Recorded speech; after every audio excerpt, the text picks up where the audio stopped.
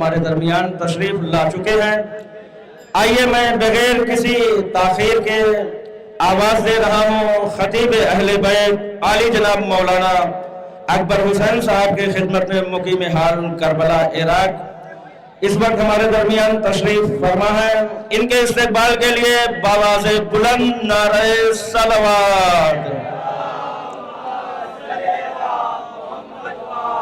نعرہ تکبیر، نعرہ رسالت، نعرہ حیدر، نعرہ صلوات۔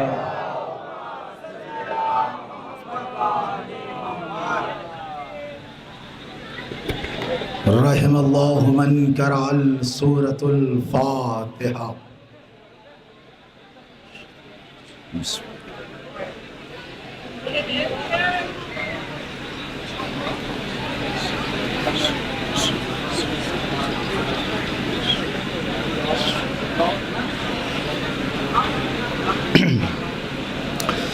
ماشاء اللہ، لا حول ولا قوة الا باللہ العلی العظیم۔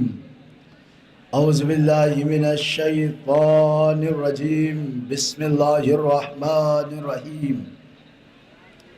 ناد علی مظہر العجائب تجد ہو اونا لکا فی النوائب، کل ہم و غم سینجلی بعظمتک یا اللہ بنبوتک یا محمد بولایتک یا علی یا علی یا علی۔ الحمدللہ رب العالمین، الصلاة والسلام والتحیۃ والاکرام، اللہم صل وسلم وزد وبارک علی النبی الامی العربی القرشی المدنی المکی ابتہ اتحامی سید البہی السراج المضیء القوقب الدر صاحب وقار والسکینہ المدفون بارض المدینہ العبد المعدد والرسول المسدد المصطفى الامجد حبیب الہ العالمین وخاتم النبیین والسید المرسلین وشفیع المذنبین ابی القاسم محمد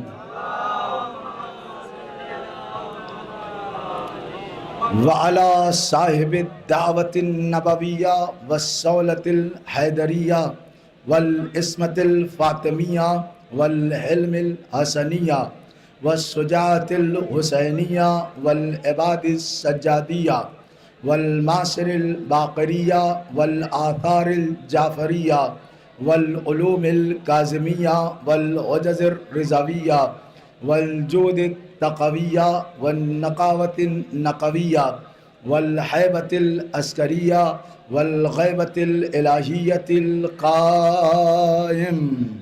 اللہ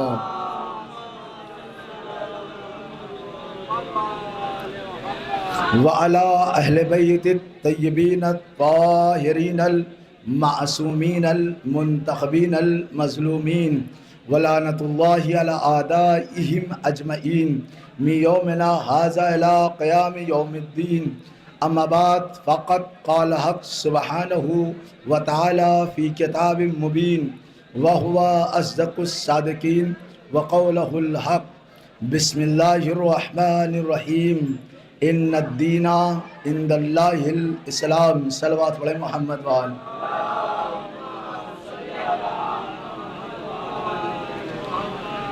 عزیزان گرامی، دوستان ایمان، معزز سامعین کرام، بزرگ حضرات سے خصوصی توجہ چاہتا ہوں کہ اللہ نے قرآن مجید میں ارشاد فرمایا، ان الدین عند اللہ الاسلام، بے شک اللہ کے نزدیک اگر کوئی پسندیدہ دین ہے تو وہ اسلام ہے، یعنی اسلام سے بہتر کوئی دین نہیں، اسلام سے اچھا کوئی دین نہیں۔ اسلام یہ دین جس دین پر آپ قائم ہیں، جس دین پر آپ زندگی گزار رہے ہیں، اس اسلام کو اللہ نے پھیلانے کے لیے ایک سے ایک نبیوں کو بھیجا، کبھی آدم کو بھیجا، کبھی شیش کو بھیجا، کبھی داؤد کو بھیجا، کبھی زکریا کو بھیجا، کبھی یوسف کو بھیجا، کبھی یونس کو بھیجا، کبھی موسیٰ کو بھیجا، کبھی عیسیٰ کو بھیجا، کبھی ابراہیم کو بھیجا، کبھی اسماعیل کو بھیجا، کبھی حضرت محمد مصطفیٰ کو بھیجا۔ اگر کائنات سے سوال کیا جائے آخر اتنے سارے نبی آنے کی وجہ کیا ہے؟ 1,24,000 انبیاء کو بھیج دیا دین اسلام پھیلانے کے لیے۔ بھائی دین کیا تھا؟ صرف تبلیغ کرنا تھا، اللہ کے بارے میں بتانا تھا، رسول کے بارے میں سمجھانا تھا، یہی تو دین تھا، اسی کے بارے میں بتانا تھا۔ اتنے انبیاء کیوں آ گئے؟ اتنے انبیاء کیوں آ گئے؟ ہمارے یہاں مولوی حضرات موجود ہیں، عالم دین موجود ہیں، کسی سے دین کی تبلیغ کرا لیتا، کسی سے اسلام کی تبلیغ کرا لیتا۔ آخر اللہ نے انبیاء کو کیوں بھیجا؟ نبیوں کو کیوں بھیجا؟ اللہ نے نبیوں کو کیوں بھیجا؟ سنیں، خاص توجہ چاہتا ہوں بھائی، عالم دین موجود ہے، انسان ہیں، ان سے تبلیغ کرا لیتے، مولوی ہیں، ان سے تبلیغ کرا لیتے، لیکن کہا نہیں، سنو، دین اتنا ہلکا نہیں کہ انسان سے تبلیغ کراؤ، دین اتنا مضبوط ہے کہ معصوم نبیوں کی ضرورت ہے۔ نعرہ حیدری! کہا اتنا کمزور، اتنا ہلکا، اتنا کمزور یہ دین نہیں، اتنا کمزور یہ اسلام نہیں کہ کسی بھی انسان سے تبلیغ کروا لوں۔ کہا اس کی تبلیغ کروانے کے لیے نبیوں کو بھیجوں گا، کبھی آدم، کبھی شیش، کبھی یحییٰ، کبھی زکریا، کبھی داؤد، کبھی یونس، کبھی یوسف، کبھی موسیٰ، کبھی اسماعیل، کبھی ابراہیم، کبھی عیسیٰ، کا سب کو بھیجتا رہوں گا اور دین پھیلاتا رہوں گا۔ صرف نبی ہی نہیں بلکہ کتابوں کو بھی بھیجوں گا، کبھی توریت، کبھی زبور، کبھی انجیل، کبھی قرآن، یعنی 4 کتابیں بھیج دی۔ کس لیے؟ اس دین کو پھیلانے کے لیے۔ میں کہوں گا 4 کتابیں تو بھیج دی، لیکن آج دیکھا جائے تو صرف اور صرف قرآن باقی ہے۔ توریت تبدیل ہو گئی، انجیل تبدیل ہو گئی، زبور تبدیل ہو گئی، صرف اور صرف قرآن باقی ہے، صرف اور صرف قرآن باقی ہے۔ کیسے؟ کا وہ وجہ یہ ہے کیونکہ ان کے ماننے والوں نے اسے بدل ڈالا، ان کے ماننے والوں نے اسے بدل ڈالا، توریت کو بدل ڈالا، زبور کو بدل ڈالا، انجیل کو بدل ڈالا، قرآن کیوں باقی رہ گیا؟ ذرا سوچے تو صحیح، غور تو کرے، آخر قرآن میں تبدیلی کیوں نہیں ہوئی؟ قرآن میں چینجنگ پیدا کیوں نہیں ہوئی؟ بھائی یہاں پر بھی لوگوں نے سوچا تھا کہ قرآن کو بدل دیا جائے۔ محمد مصطفیٰ سے آ کے کہتے تھے یہ جو نمازیں 4 رکعت ہے 2 کروا دیں، 2 ہے اور کم کرا دیں، مغرب کی 3 ہے 1 کروا دیں، یعنی وہ تبدیل کرنا چاہ رہے تھے۔ یعنی قرآن کا جو پیغام آتا فوراً آ جاتے، یا رسول اللہ کم کرا دیں، یا رسول اللہ کم کرا دیں، یا رسول اللہ ایسے نہیں ایسے حج کروا دیں، یا رسول اللہ عمرہ ایسے نہیں ایسے کروا دیں۔ رسول خدا نے کہا نہیں، قرآن بدلے گا نہیں، قرآن بدلے گا نہیں، قرآن کا پیغام بدلے گا نہیں۔ جو قرآن میں لکھا ہے وہ حق ہے، وہ دلیل ہے، وہ قیامت تک باقی رہنے والا ہے، ہم بدلنے نہ دیں گے۔ یہاں تک کہ رسول خدا کے بعد مولا کائنات پہ بھی سوچا کہ قرآن بدل جائے، انہیں شہید بھی کروایا مسجد کوفہ میں تاکہ قرآن بدل جائے، کہا پھر بھی قرآن بدلا نہیں۔ پھر آئے امام حسن تک، یہاں تک کہ امام حسن کو زہر دیا گیا تاکہ اسلام بدل جائے، قرآن بدل جائے، اسلام ختم ہو جائے، قرآن بدل جائے۔ آیا زمانہ امام حسین کا، امام حسین کو گھیر کے کربلا بلایا، کربلا بلانے کے بعد شمر نے آقا حسین کے گردن پہ تلوار چلائی اور چلانے کے بعد کہا قد قتلنا الاسلام وبدلنا القرآن، قد قتلنا الاسلام وبدلنا القرآن۔ شمر نے کہا آج میں نے اسلام کو قتل کر دیا، آج میں نے اسلام کو قتل کر دیا، میں نے قرآن کو بدل ڈالا۔ جیسے ہی حسین نے یہ جملہ سنا قد قتلنا الاسلام وبدلنا القرآن، آج ہم نے اسلام کو قتل کر دیا، قرآن کو بدل دیا۔ حسین نے جیسے ہی سنا نیزے سے قرآن پڑھنا شروع کر دی۔ جیسے ہی سنا فوراً نیزے سے قرآن پڑھنا شروع کر دیا. ایک شعر پڑھوں: موت زحمت تھی مگر رحمت ہی رحمت ہو گئی. موت زحمت تھی مگر رحمت ہی رحمت ہو گئی. قبر میں جس وقت مولا کی زیارت ہو گئی. حافظ قرآن درباروں میں بیٹھے رہ گئے. نوکے نیزہ پر کٹے سر سے تلاوت ہو گئی. نوکے نیزہ پر کٹے سر سے تلاوت ہو گئی. آقا حسین نے کٹے سر سے تلاوت کر کے بتایا کہ سن، نہ اسلام قتل ہوا ہے نہ قرآن تبدیل ہوا ہے. نہ اسلام قتل ہوا ہے نہ قرآن بدلا ہے. یہ قیامت تک باقی رہے گا. اسلام بھی باقی رہے گا، قرآن بھی باقی رہے گا. ایک صلوات پڑھے محمد والے.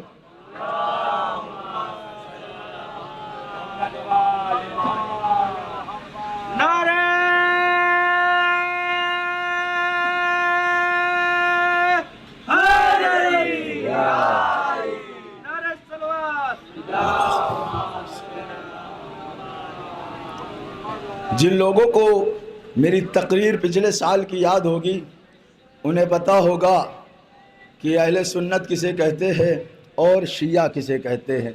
میری پچھلے سال کی تقریر اگر یاد نہ ہو تو یوٹیوب پہ دیکھ لیجئے گا کہ اہل سنت اسے کہتے ہیں جو رسول کی سنت پہ عمل کرتا ہے، اور شیعہ اسے کہتے ہیں، آج کے معاشرے میں پہچانا اسے جاتا ہے، شیعہ اسے کہتے ہیں جو علی علی کرتا ہے، علی کو مانتا ہے، اسے شیعہ کہتے ہیں.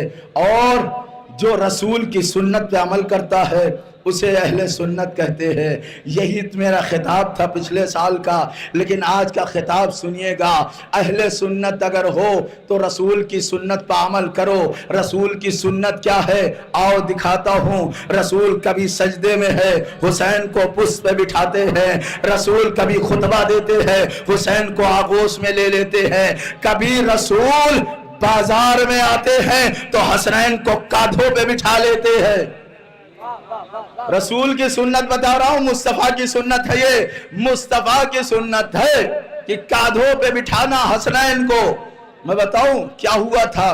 جب دوسرے بچے اونٹ پہ سوار تھے تو حسنین نے پوچھا بابا ہماری سواری کہاں ہے؟ سارے بچے اونٹ پہ سوار ہیں، ہماری سواری کہاں ہے؟ کہا تمہاری سواری میں خود بن جاتا ہوں. دائیں جانب حسن کو بٹھایا، بائیں جانب حسین کو بٹھایا. اب حسنین نے سوال کیا کیا؟ مہار کہاں ہے؟ میں پکڑوں کیا؟ مہار تو بتائے. رسول نے کہا میری زلفوں کو پکڑ لو. مصطفیٰ نے کیا کہا؟ میری زلفوں کو پکڑ لو. حسنین نے زلفیں پکڑی، رسول ناکا بن گئے، سواری بن گئے. رسول حسنین کے لیے سواری بنے، رسول حسن کے لیے سواری بنے، رسول حسین کے لیے سواری بنے. وہ ملا کہاں ہے جو کہتا ہے حسین کا گھوڑا بنانا حرام ہے؟ وہ کہاں ہے جو کہتا ہے حسین کا گھوڑا نکالنا حرام ہے؟ وہ کہاں ہے جو کہتا ہے حسین کا گھوڑا نکالنا جائز نہیں ہے؟ ارے تاریخ پڑھ اور مدینے کی گلیوں میں جا کے دیکھ. رسول کا گھوڑا بنانا نہیں، رسول کا گھوڑا خود بن جانا مصطفیٰ کی سنت ہے. حسنین کی سواری خود بن جانا مصطفیٰ کی سنت ہے. خود حسنین کے لیے سواری بن گئے ہیں.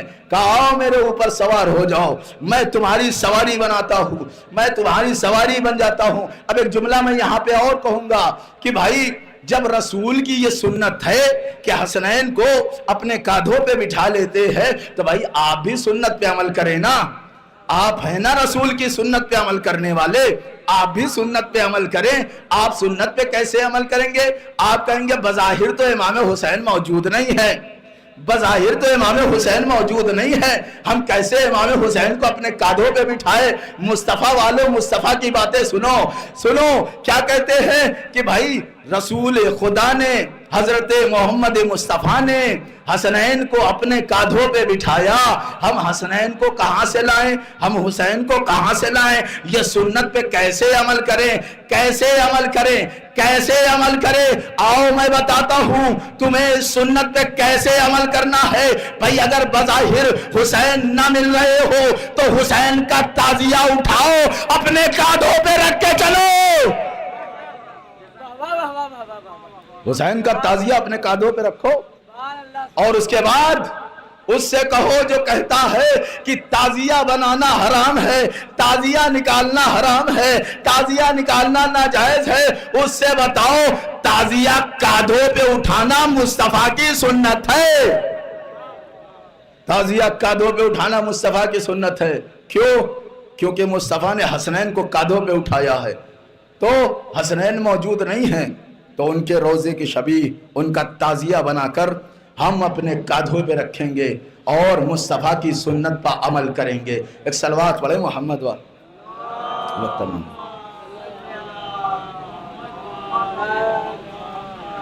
मुस्तफ़ा की सुन्नत पे अमल करेंगे। और ऐसे ही थोड़ी है, फजीलतें बहुत है। हमारे ताहा, यासीन, मुजम्मिल, मुदस्सिर, सिराज, मुनीर, अहमद, बे खुदा मोहम्मद मुस्तफ़ा फरमाते हैं कि सुनो रसूल ऐसे ही वैसे थोड़ी है। हुसैन मिन्नी वाना मिनल हुसैन, मैं हुसैन से हूँ, हुसैन मुझसे है। कहा हुसैन मुझसे है, मैं हुसैन से हूँ। तो अगर तुमने हुसैन का ताजिया उठाया तो तुमने मुस्तफ़ा की सुन्नत पे अमल की है, तो तुमने मुस्तफ़ा की सीरत पे अमल की है। और कहा मुझे कुछ नहीं चाहिए, कुल्ला अस्अलुकुम अलैहि अजरन इल्लल मवद्दता फिल कुर्बा, सिर्फ कराबतदारों से मोहब्बत चाहिए, मुझे और कुछ नहीं चाहिए। मेरे घराने वालों से मोहब्बत करो, मुझे कुछ नहीं चाहिए। लोग कहते रहे रसूल कुछ ले ले, रसूल कुछ ले ले। रसूल ने कहा मुझे कुछ नहीं चाहिए, बस मेरे घराने वालों से मोहब्बत करो, मेरे कराबतदार वालों से मोहब्बत करो, वही मेरे लिए काफ़ी है। तो आप आका हुसैन से मोहब्बत करें। एक सलवात पढ़े मोहम्मद।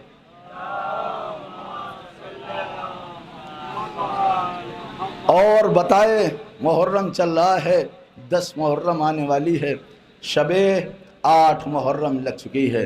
आप सबको मालूम है जालिमों ने, यजीदियों ने किस तरीके से आका हुसैन के पूरे घरे भर को घेर लिया है, करबला में घेर लिया है।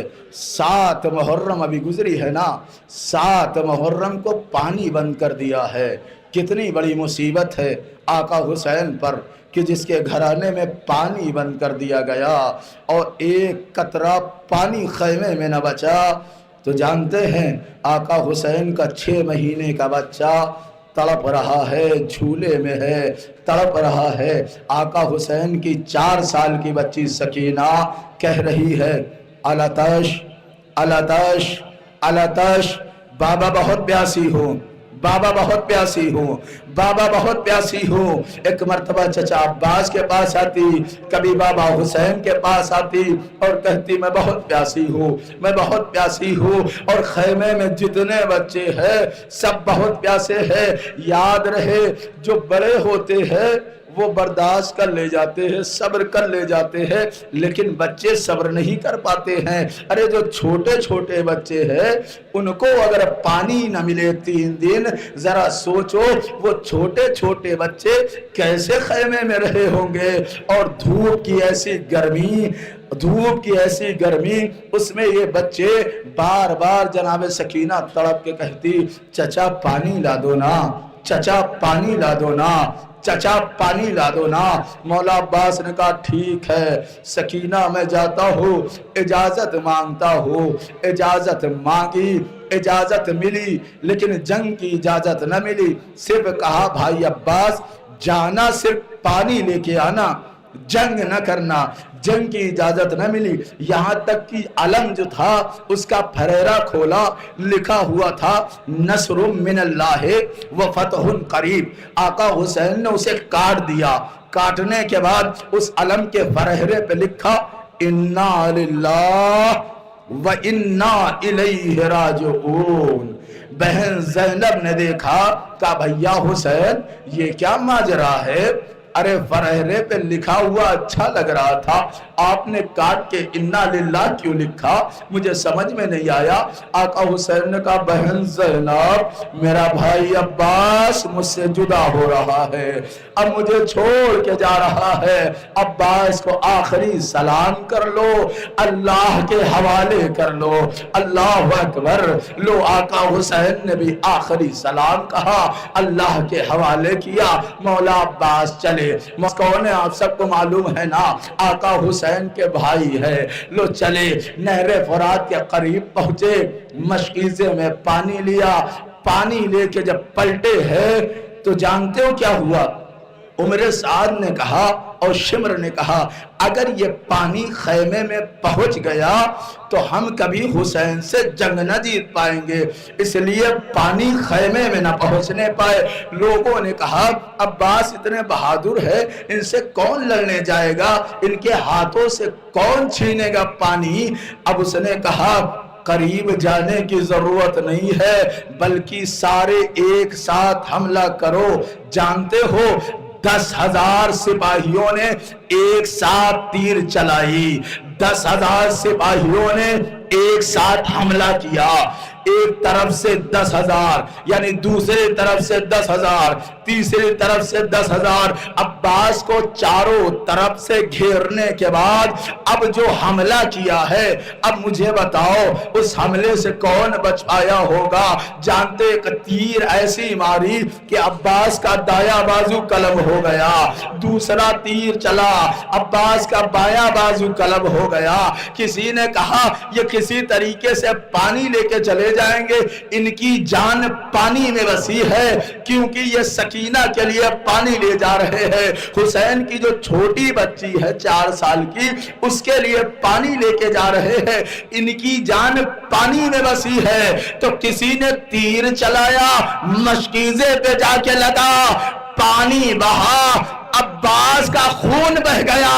کعب خیمے میں جانے سے کیا فائدہ جب پانی ہی نہ رہا، میں سکینہ سے کیا کہوں گا؟ اللہ اکبر، اللہ اکبر۔ اجرکم اللہ، اجرکم اللہ۔ خدا آپ کو کوئی غم نہ دے سوائے مظلوم کربلا کے۔ کہا میں جا کے کیا کروں گا، سکینہ کے لیے پانی لینے آیا تھا، وہ تو پانی زمین پہ گر گیا۔ فوراً رخ موڑ لیا، رخ موڑنا ہی تھا، ایک شخص نے گرز مار دی سر پر۔ اب جو گرز مار دی تو مولا عباس گھوڑے سے زمین پہ آ گئے۔ جب مولا عباس گھوڑے سے زمین پہ آئے تو جانتے ہو کس طریقے سے آئے؟ ارے ہاتھ ہوتے تو ہاتھ کا سہارا لے لیتے، لیکن جب گھوڑے سے آئے تو منہ کے بعد آواز دیا کا حسین میری مدد کو آؤ۔ اب ادھر آقا حسین دوڑے ہیں تو جانتے ہو آقا حسین جب دوڑے ہیں تو ان کی میں اپنے بھائی کا غم اس طریقے سے نہیں بھول سکتا۔ جانتے تاریخ نے لکھا جب آقا حسین دوڑتے ہوئے عباس کے پاس جا رہے تھے نا تو ایک مرتبہ جھکے اٹھے گرے اٹھے، کیوں گرے پتا ہے؟ کیونکہ تاریخ نے لکھا جب پہلی بار گرے ہیں، جب اٹھے ہیں تو ہاتھوں میں پہلا بازو تھا، عباس کا پہلا ہاتھ تھا۔ ارے پھر آگے جب جا کے گرے، جب اٹھے تو دوسرا بازو تھا۔ ارے کسی طریقے سے عباس کے قریب پہنچے، کہا میرے بھائی کیا ہوا؟ کہا آخری بار زیارت کرنا چاہتا ہوں، اپنے وقت کے امام کی زیارت کرنا ہے۔ کہا تو زیارت کرو نا۔ کہا کیسے زیارت کروں؟ ایک آنکھ میں خون جم گیا ہے، دوسرے آنکھ میں تیر پیوست ہے، دوسرے آنکھ میں تیر پیوست ہے۔ آقا حسین نے ابا کے دامن سے مولا عباس کے اس آنکھ کو صاف کیا جس میں خون جمع ہوا تھا، آنکھیں کھلی، آقا کی زیارت ہوئی۔ آقا حسین کی زیارت کرنے کے بعد ایک دفعہ آقا حسین نے کہا اے عباس تم نے زندگی بھر مجھے آقا کہا، مولا کہا، سرکار کہا، لیکن کبھی بھائی نہیں کہا ہے۔ ارے میری تمنا یہ ہے آخری دفعہ بھائی کہہ دو۔ عباس نے جیسے ہی آخری دفعہ بھائی کہا، روح پرواز ہو گئی، حسین کے لب ہلے، انا للہ وَإِنَّا إِلَيْهِ رَاجِعُونَ۔ اے سکینہ معاف کرنا، تیرا چچا پانی نہ لا سکا۔ الا لعنت اللہ علی القوم الظالمین وسیعلم الذین ظلموا ای منقلب ینقلبون۔ مع الحسن۔ ماشاءاللہ، جزاک اللہ، خدا سلامت۔